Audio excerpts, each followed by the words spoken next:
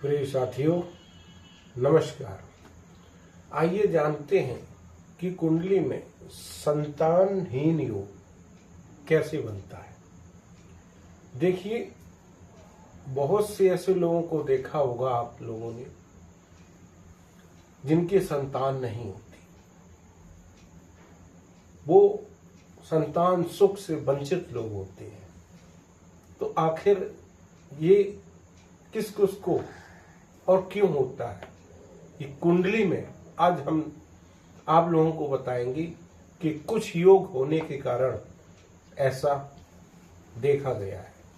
वो कौन से योग हैं जिनके होने से संतानहीन योग बनता है।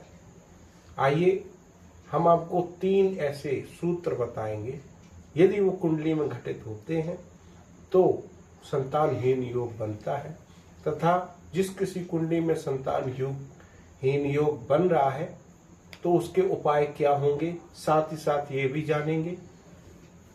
तो उपाय आगे मैं आपको बताऊंगा, वीडियो के अंत तक जरूर अवश्य बने रहें। तो चलिए चलते हैं संतानहीन योग के बारे में। देखिए, संतान का भाव, हमारी कुंडली में 12 भाव होते हैं। लग्न से पंचम, ये लग्न होता है, यहां से 5 घर आगे जो पंचम भाव होता है वो संतान का घर माना गया। यहीं से संतान का विचार किया जाता है। और संतान भाव का मालिक कोई भी ग्रह हो, यदि लग्न में हो अथवा 6, 8वें, 12वें पीड़ित अवस्था में हो, अशुभ ग्रहों से दृष्ट युक्त हो, तो व्यक्ति को संतान होने में समस्या का सामना करना पड़ता है। दूसरा सूत्र, यदि पंचम भाव का स्वामी कोई भी ग्रह हो, चतुर्थ भाव में बैठा हो, चतुर्थ भाव में बैठकर यहां पर पापक ग्रह बैठे हो या पापक ग्रहों से दृष्ट हो, तब यह योग संतानहीन योग होता है। और यदि पंचम भाव का स्वामी चतुर्थ भाव में शत्रु क्षेत्री हो, यानी शत्रु के घर में हो, दूसरा शुभग्रह की दृष्टि चतुर्थ भाव पर और पंचमेश पर नहीं पड़ती हो, किसी तरीके से शुभ ग्रहों की, चंद्र, शुक्र, बुध, गुरु, इनकी दृष्टि नहीं पड़ती है, और यदि पापक ग्रहों की दृष्टि पड़ती है, किसी प्रकार से पाप ग्रह एक साथ बैठे हैं पंचमेश के साथ, और अथवा पाप ग्रहों की दृष्टि यदि पंचम भाव पर और पंचमेश पर जो चतुर्थ भाव में बैठे हैं, पीड़ित अवस्था में किसी तरीके से है, तो यह संतानहीन योग होने का प्रभाव बन जाता है। इस प्रभाव के होने से व्यक्ति को संतान उत्पत्ति में विघ्न, बाधा का सामना करना पड़ता है। इसका उपाय भी आप लोगों को आगे बताएंगे।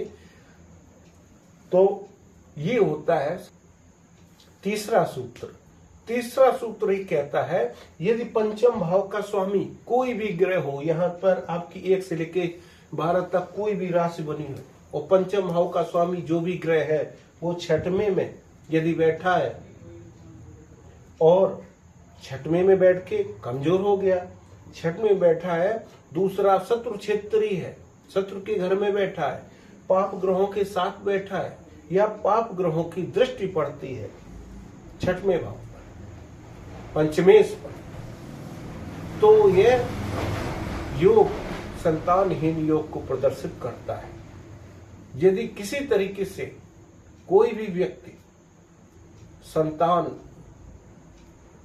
होने में कोई भी किसी तरीके का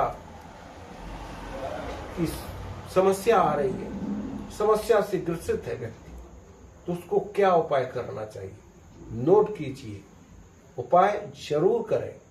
सबसे पहले आप अपने पंचम भाव के स्वामी जो भी आपके बनते हो, 1 से लेके 12 अंक तक सभी राशियों के अलग अलग स्वामी हैं। पिछले वीडियो में हमने बता रखा है आपको, आप जाके देख सकते हैं। दूसरा, पंचम भाव का जो भी स्वामी हो उस ग्रह की शांति विधि पूर्वक कराए, किसी ब्राह्मण से विधि पूर्वक शांति करा ले। दूसरा उपाय है कि पुत्रेष्ट यज्ञ होता है, ये ब्राह्मण द्वारा कराया जाता है। पुत्रेष्ट यज्ञ कराएं, जिससे जो भी बाधा आ रही है उस बाधा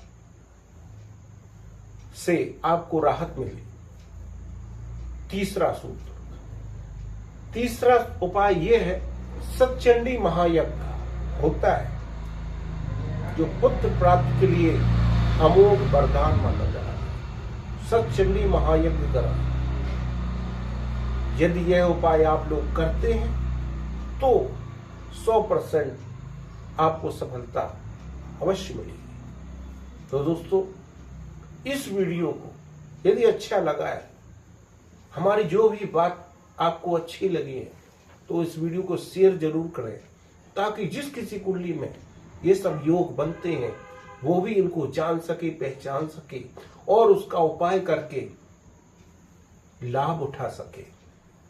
तो दोस्तों, अभी तक के लिए इतना ही, मिलते हैं और एक नई वीडियो के साथ। तब तक के लिए नमस्कार।